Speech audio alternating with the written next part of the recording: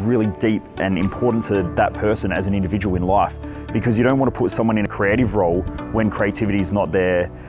thing that really drives them in life, because that'll give them their inspiration. You don't want to put someone in a role where they're working with people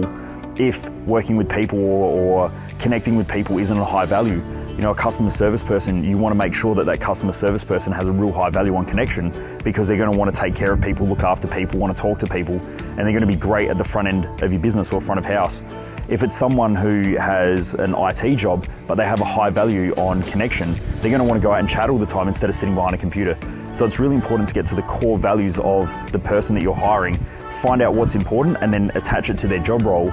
And you can easily do that by just asking them why it's important to them as a person to do that job. And if they're not inspired when they tell you the answer, then the job role is probably not for them, even if they have the skill.